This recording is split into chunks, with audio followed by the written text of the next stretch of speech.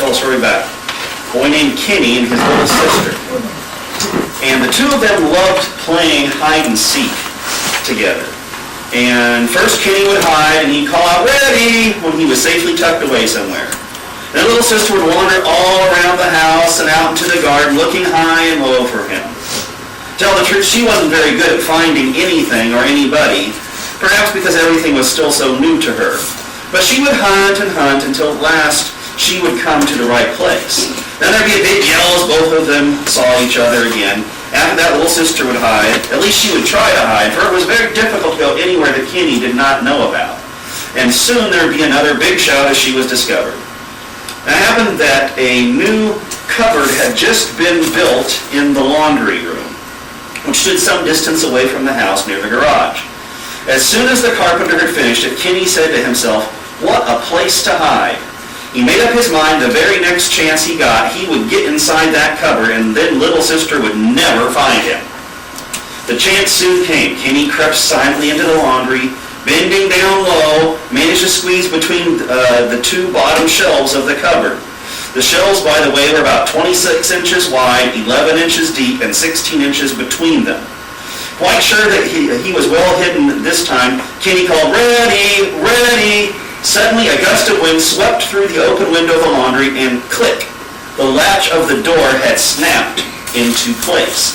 Kenny was trapped inside in the pitch darkness, wedged between the two shelves. I don't know if you can see that picture very well, but there, the boy kind of just all squished it in between the shelves, and then the door shut on him. Terrified, he called, but nobody heard him. Her mother was out shopping, Daddy was busy in the house, and little sister was looking everywhere else but in the laundry.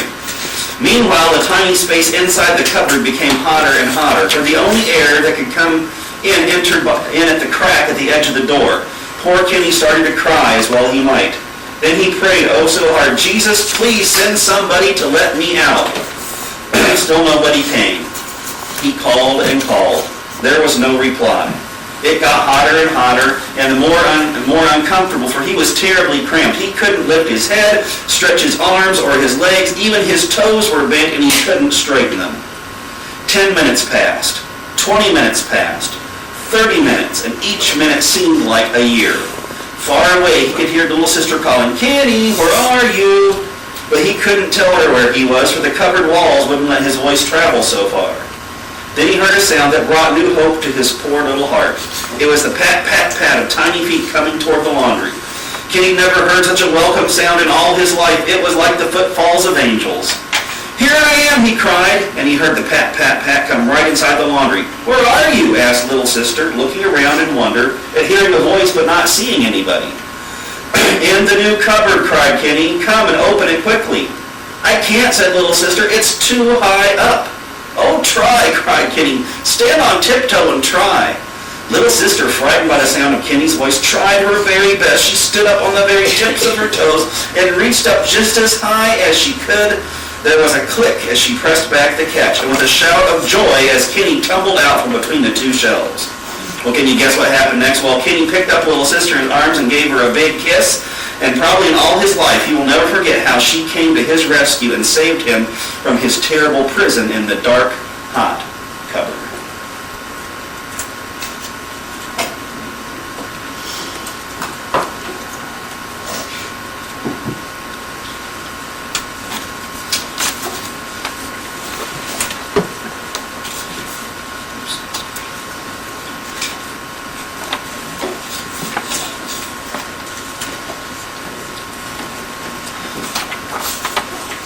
Today we've been talking about the aspects of relationships and communication. We kind of want to shift today to start looking at a subject that we're all certain to encounter. You know, the old joke goes that there's only two things in life that are certain, death and taxes. But I think another one is that we will all experience conflict in our lives. And so we want to look at how do we respond to conflict and how do we become biblical peacemakers, because conflict is an inevitable part of life. because we live in a world where we're fallen people and everyone around us is a fallen person, and so we're sure to come into conflict.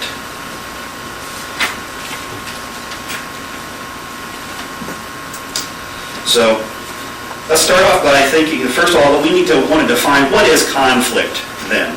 Well, for our purposes, we're going to define it as a difference in opinion or purpose that frustrates someone's goals or desires. In other words, basically, you want this and they want that, and you both can't get everything that you want out of the situation. So that brings us in to conflict. And there are different things. The Bible mentions a number of kind of things that sort of cause or lead to conflict. Some disputes arise because of misunderstandings that result from poor communication. Sometimes it's, we think that we're saying this, but they hear that, or vice versa, and we're kind of talking past each other, and that leads to frustration because we're not able to, really get together on what it is that we're trying to accomplish. Then differences in values, goals, gifts, callings, priorities, expectations, interests, or opinions can lead to conflict. Competition over limited resources, such as time or money, is a frequent source of dispute in families, churches, businesses, and we could also say nations. I mean, kind of like, hey, you've got oil and we want it, so we're going to come take it. Resources are a big thing amongst nations that lead to conflict.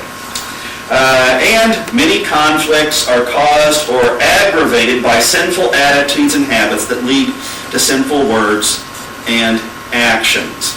But, conflict isn't necessarily a bad thing.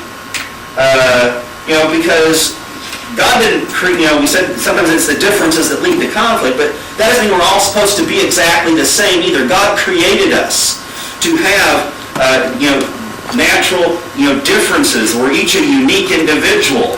But as we're fallen human beings, when those uniquenesses come together, sometimes it leads to conflict. But when handled properly, disagreements can stimulate productive dialogue, it encourages creativity, can promote helpful change, and generally makes life more interesting. So we should seek unity in our relationships, but not demand uniformity. So we can move and work together, but we don't have to be exactly like each other. But not all conflict is neutral or beneficial. That some disagreements are the direct result, as we said, of sinful attitudes and behaviors. As our scripture reading in James 4, verses 1 and 2 told us that it's because of our lusts or our desires that are battling within us. We can't get what we want out of a situation, and that leads to conflict. So when a conflict is the result of sinful desire or actions that are too serious to be overlooked, we need to avoid the temptation to escape or attack. Instead, we want to pursue one of peacemaking responses to conflict that can help us root out the cause of conflict and restore genuine peace. So now we're going to look at our little charts here. This is responses to conflict. There's different types of responses that people tend to make towards conflict, and we want to take a look at down through some of these. We notice that there's kind of three groups there. That on the left are the escape responses, and then on the right are the attack responses. The middle are the peacemaking responses, and that's what we want. But we tend to either go one way or the other. That's why it's called the slippery slope. Just so when you're on top of the slippery slope, gravity tends to pull you one direction or the other. Well, our fallen human nature tends to pull us to one extreme or the other. That often either results in using the escape responses or the attack responses to conflict in our life. So we're going to take some time now and look at what are these responses. We're going to start by looking at the escape responses, and we're going to start with denial, which is sort of the least extreme. So as we move out to the edges, either way, the responses become more extreme. So the least extreme of the escape responses is denial. And so one way for us to try to escape from a conflict is to pretend that it doesn't exist. Oh, there's no problem here at all. Just kind of, stick our fingers in our ears and, close our eyes, and we just try to ignore it. Or, if we can't deny the problem exists, we simply refuse to do what should be done to resolve a conflict properly. These responses might seem temporary relief, but usually they make matters worse because most problems don't just go away on their own. We're in a conflict, just ignoring it is not going to go away. In fact, a lot of times it gets worse as we wait and try to ignore it. Let's look at 1 Samuel chapter 2, and we're going to look at verses 22 to 25 as an example of this. 1 Samuel chapter 2 and verses 22 to 25.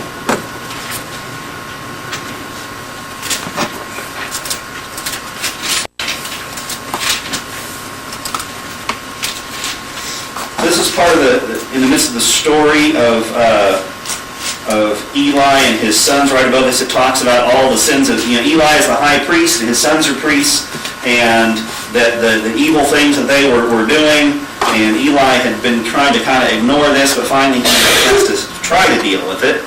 1 Samuel chapter 2, beginning with verse 22. Now Eli was very old and heard all that his sons did to Israel, and how they lay with the women that assembled at the door of the tabernacle of the congregation. And he said unto them, Why do ye such things? For I hear of your evil dealings by all this people.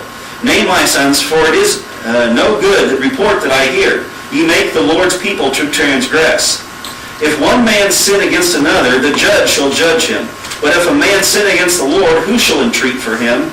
Notwithstanding, they hearken not unto the voice of their father, because the Lord would slay them. So first, apparently, Eli had kind of been ignoring the problem with his sons for as long as possible. Didn't want to deal with it, didn't want to acknowledge that his sons were doing these things. Finally, I'm hearing from all the people. He couldn't ignore it any longer. And so he tries to deal with it, and now they ignore him and don't listen to what he has to say. And the end result is they end up being killed, and the ark gets captured by the Philistines. So trying to avoid conflict, escape conflict by denial, does not help.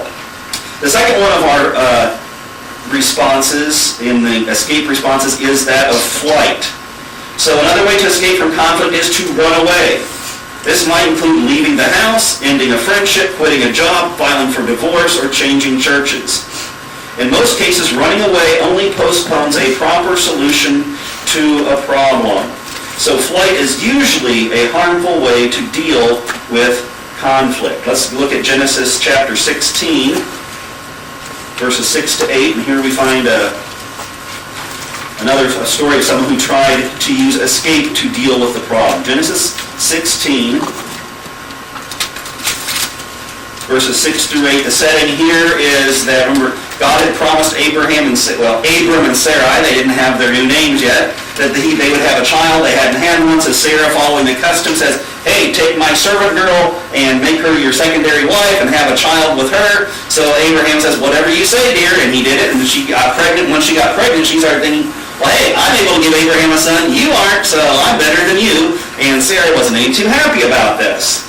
And so she wants to, Abraham to do something, with her.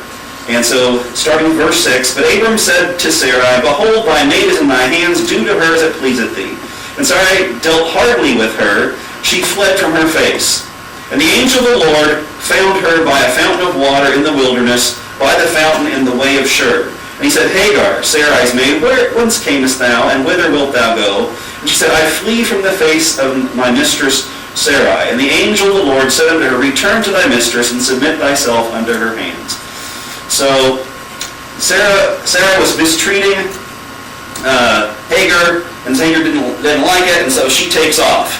And the angel sends her back there. And the problem wasn't resolved by her running away. In fact, the problems, in a certain sense, never got resolved after her son was born, and later on Isaac was born. Those two were in conflict, and finally Abram has to send her and Ishmael away from the house. But again, running away generally doesn't help. Now, there may be times when it is appropriate to respectfully withdraw from a confusing or emotional situation temporarily. So you can calm down, Organize your thoughts and pray. And flight can also be a legitimate response in seriously threatening circumstances when there's cases of physical or sexual abuse, things like that, where it's not a safe situation to stay in. So there needs to be a physical, distance from that. But generally speaking, when we're in conflict, just running away from it doesn't resolve the problem. Then our third and most extreme of the escape responses is that of suicide. When people lose all hope of being able to resolve a conflict, they may seek to escape the situation or make a desperate cry for help by attempting to take their own lives. Let's look at 1 Samuel 31, verse 4.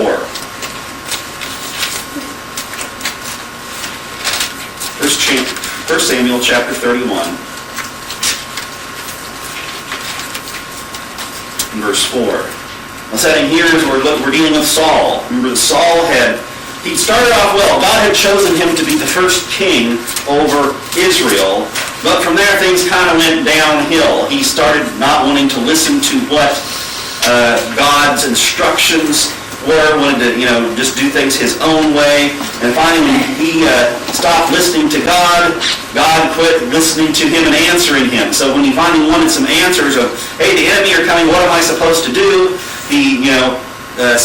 Samuel hadn't talked to him. Samuel had died, so clearly wasn't going to talk to him now. He went to the priest to try to get information via the Urim and the Thummim, where you get yes and no answers with the cloud on one or the light around the other. That says God wouldn't answer that way. So finally he goes to the witch of Endor and asks her to call up Samuel from the grave so that he can get some information. And the information that the Spirit gives him is that you're going to die tomorrow, and this battle is lost. You're going to lose the battle, you're going to die. And we come to verse 4 now here. Then said Saul unto his armor-bearer, draw thy sword and thrust me through therewith, lest these uncircumcised come and thrust me through and abuse me. But his armor-bearer would not, for he was sore afraid. Therefore Saul took a sword and fell upon it. So he started off so well, but in his conflict with God, where he never humbled himself, he never dealt with the issues that were there, and finally when everything was falling apart, there seemed no other way of escape but to kill himself.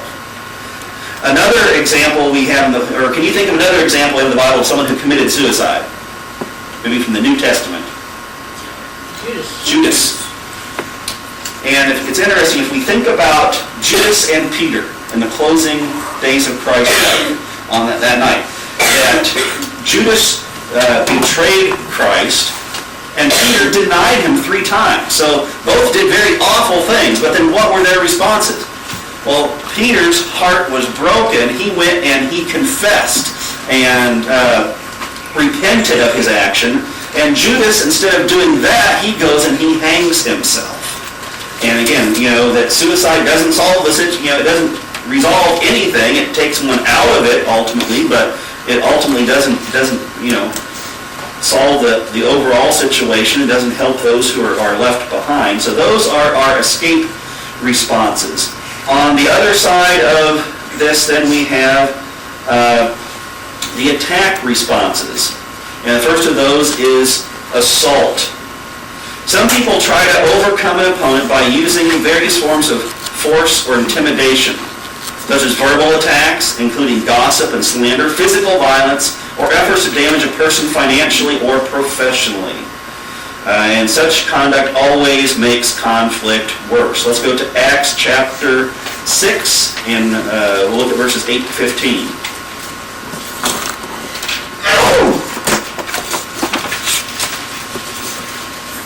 Chapter 6, and verses 8 to 15.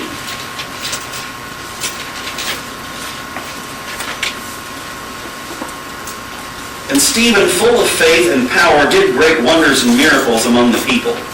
Then there arose certain of the synagogue, which is called the synagogue of the Libertines and Cyrenians and Alexandrians, and of them of Cilicia and of Asia, disputing with Stephen. And they were not able to resist the wisdom and the spirit by which he spake.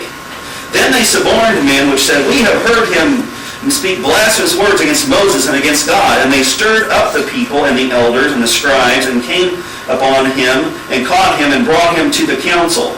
And they set up false witnesses, which said, "This man ceaseth not to speak blasphemous words against this holy place and the law. For we have heard him say that this Jesus of Nazareth shall destroy this place and shall change the customs which Moses delivered us." And all that sat in the council, looking steadfastly on him, saw his face as been the face of an angel. So Stephen comes into conflict with the Greek-speaking Jewish synagogue there, and at first they try to apparently debate him, but they're not able to overcome him in debate, so they get people to lie about him and stir up the people against him till finally he's dragged in before the council. So they tell lies and stuff, and so they assault his character, they assault his name, they use gossip and slander to try to quiet him when they couldn't, their answers and logic couldn't answer his. So, and of course it eventually turns into a physical assault, and we'll come back to the story here in a little bit. But so assault in some force, where we're trying to intimidate someone to make them change, so that we can win the conflict. We want to intimidate the other party. Okay, the second of our attack responses is that of litigation. Another way to force people to bend to our will is to take them to court. Although some conflicts may legitimately be taken before a civil judge, lawsuits usually damage relationships and often fail to achieve complete justice. So let's look at Acts chapter 24, beginning with verse 1. And we'll see where someone tried using this strategy. Acts 24, beginning with verse 1. And we're just going to read the first section here, because actually this goes on through chapter 26. This is kind of the whole story of Paul's process of trials that eventually leads him being taken to Rome. Acts 24, beginning with the first verse. And after 5 days, Ananias, the high priest, descended with the elders and with a certain orator named Tertullus, who informed the governor against Paul. And when he was called forth, Tertullus began to accuse him, saying, "Seeing that by thee we enjoy great quietness, and that very worthy deeds are done unto this nation by thy providence, we accept it always, and in all places, most noble Felix, with all thankfulness. Notwithstanding that I be not further tedious unto thee, I pray thee that thou wouldst hear us of thy clemency a few words. For we have found this man a pestilent fellow, and a mover of sedition amongst all the Jews throughout the world, and a ringleader of the sect of the Nazarenes, who also hath gone about to profane the temple, who we took, and would have judged according to our law. But the chief captain Lysias came upon us, and with great violence took him away out of our hands, commanding his accusers to come unto thee, by examining of whom thyself mayest take acknowledge of all these things whereof we accuse him. And the Jews also assented, saying that these things were so. Then Paul, after the governor had beckoned unto him to speak, answered, "Forasmuch as I know that thou hast been of many years a judge unto this nation, I do the more cheerfully answer for myself." And so he has this trial before Felix, then he's sent before Festus, he goes before Agrippa, and finally, because Paul is a Roman citizen, he appeals to Caesar, and so he's then sent off to Rome. And so it's kind of a similar thing to what happened to Stephen, but here it's kind of and first they were just going to try to deal with him themselves, but because Paul was a Roman citizen and such, ultimately they had to go pursue this legal tactic of trying to shut Paul up. They hadn't found any other way to do it, and so they're now taking legal action against him there. And then our third level of attack responses is that of murder. In extreme cases, people will become so desperate to win a dispute that they will try to kill those who oppose them. While most Christians would not actually kill someone, we should never forget that we stand guilty of murder in God's eyes when we harbor anger and contempt in our hearts towards others. Let's look at Acts chapter 7, verses 54 to 58. Here we find the conclusion of the story of Stephen. Acts 7, verses 54 to 58. So he's been called in before the council, and he gives his long, speech there, and then And then starting verse 54, when they had heard these things, they were cut to the heart, and they gnashed on him with their teeth. But he, being full of the Holy Ghost, looked up steadfastly into heaven, and saw the glory of God, and of Jesus standing at the right hand of God. And said, Behold, I see this heaven open, and the Son of Man standing on the right hand of God. Then they cried out with a loud voice, and stopped their ears, and ran upon him with one accord, and cast him out of the city, and stoned him. And with the witnesses laid down their clothes at a young man's feet, whose name was Saul. And they stoned Stephen, calling upon God, saying, Lord Jesus, receive my spirit. He kneeled down and cried with a loud voice, Lord, lay not this sin to their charge. And when he had said this, he fell asleep. So we find there that ultimately then, they couldn't shut him up through any other means, and finally they didn't want to hear anything more he had to say, and so the only way they could shut him up was to remove him. And so they took him out and they stoned him, they murdered him, they killed him. And so that it's interesting, we notice that both extremes of our conflict response result in death. One is suicide, the other is murder. And so those are the most extreme ways of conflict. And a lot of times what happens is that, there can be kind of flip-flop. People will start off trying to escape, and then when that doesn't work, they flip over and they go on the attack there. So those are the type of conflict responses that oftentimes we tend to resort to in one way or another, but those are the ones we want to avoid. So let's look at what are some of the biblical responses. What are some of the peace-making responses? We don't want to be peace-faking. That's the escape responses. There's no problem here. Everything's fine. Or the peace-breaking responses. Who cares about peace? I just want to win. But we want the genuine peace-making responses. The first one is to overlook an offense. Many disputes are so insignificant that they should be resolved by quietly and deliberately overlooking the offense. Proverbs 19:11 tells us, a man's wisdom gives him patience. It is to his glory to overlook an offense. So if it's really not that big a deal, don't make it into a big deal. If you can just overlook it, then overlook it. This is not the same as denial, though. This is something that's generally just not really an issue unless we choose to make it into an issue. But some responses are too serious to overlook, or they've already damaged the relationship and they need to be dealt with. And so our next level then of responses is that of reconciliation.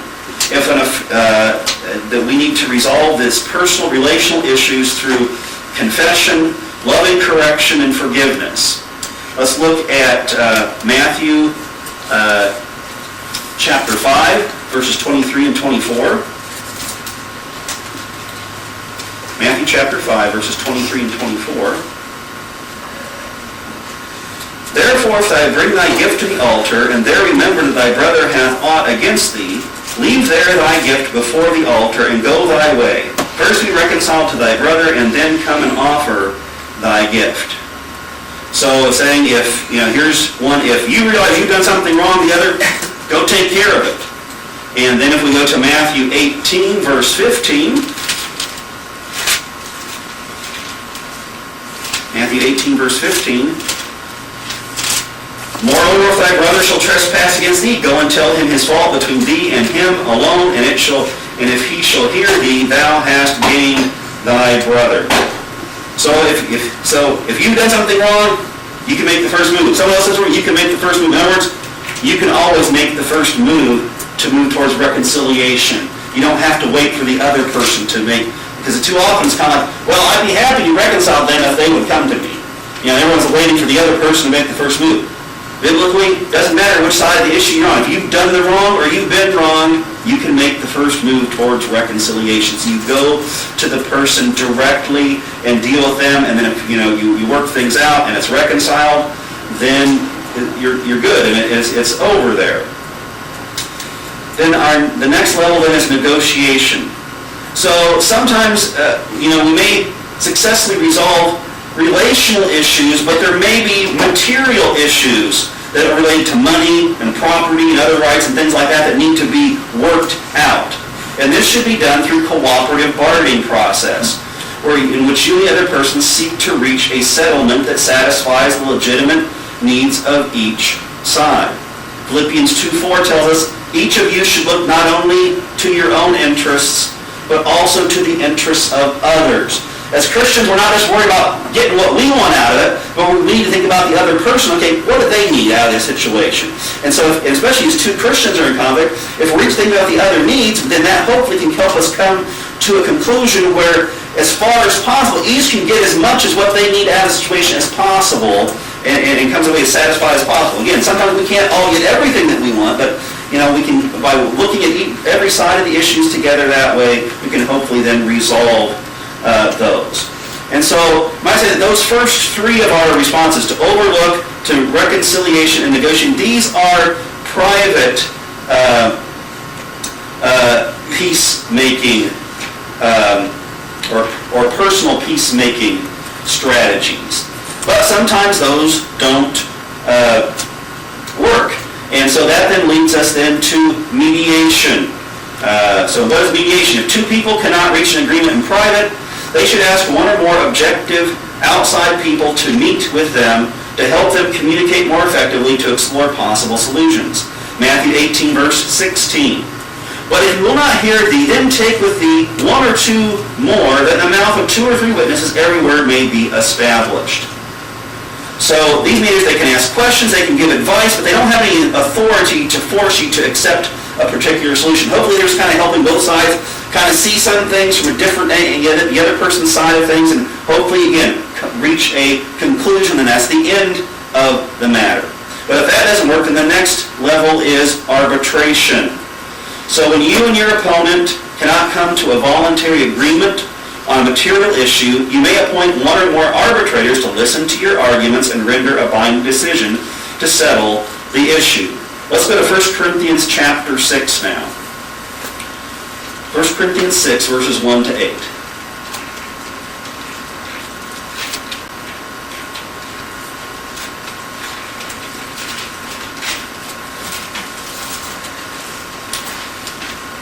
Dare any of you, having a matter against another, go to law before the unjust, and not before the saints?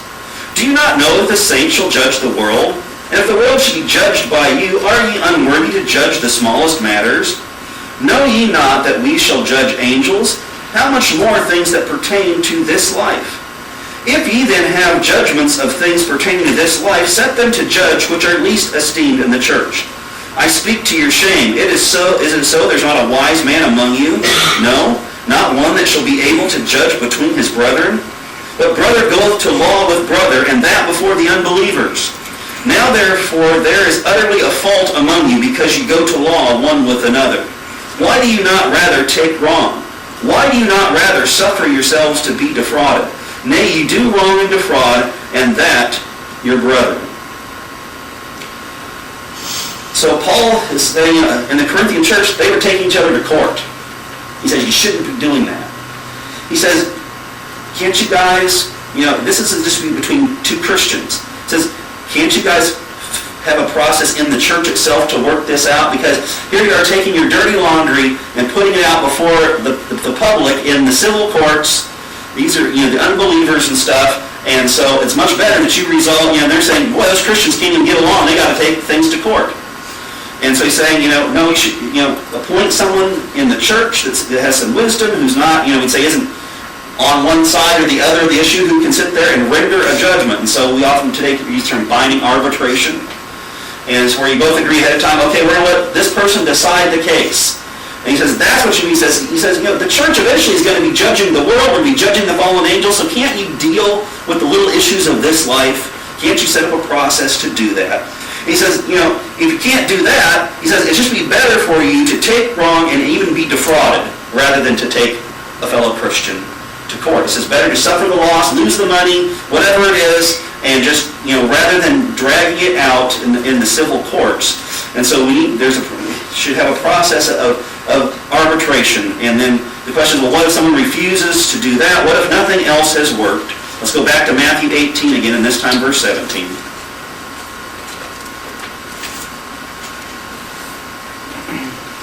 Matthew 18, verse 17. If he shall neglect to hear them, tell it to the church. But if he neglect to hear the church, then let him be to thee as a heathen man and a publican. So we have accountability. If a person professes to be a Christian, refuses to be reconciled, do what's right, Jesus commands the church leaders to formally intervene, to hold him or her accountable to Scripture, and to promote repentance, justice, and forgiveness. Direct church involvement is often viewed negatively among Christians today, but when it's done as Jesus instructs, lovingly, redemptively, and restoratively, it can be the key to saving relationships and bringing about justice and peace. So those are the typical and unfortunately not so typical responses. We have appropriate ones there. We want to focus on those peacemaking responses. So as we try to deal with the conflict in our lives, we want to keep God in view. And we're told that whether we eat or we drink or whatsoever we do all to the glory of God. So even how I deal with the conflict in my life, I should seek to do it in a way that brings God glory. How can we glorify God in dealing with conflict? First of all, by trusting Him. And I don't have time to look up these verses, Proverbs 3, verses 5 to 7. You can jot them down and look them up later. When we trust God, that brings glory to Him. Then if we trust Him, well, we're going to do what He says then in the situation. So obeying Him, 1 John 5, 3. By imitating Him, Ephesians 5, verses 1 and 2. And then as people see the process working, they see the peace in our lives because conflicts are getting resolved, that gives us a chance to acknowledge Him. Philippians 2, verse 13.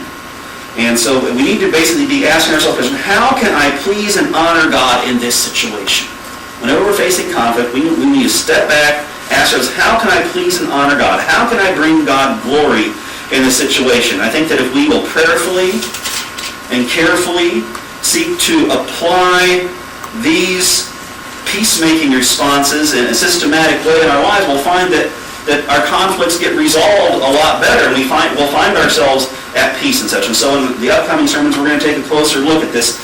What is peace, and how do we apply these things in our situations to resolve the conflict that we find ourselves in. So, everyone have a good Sabbath.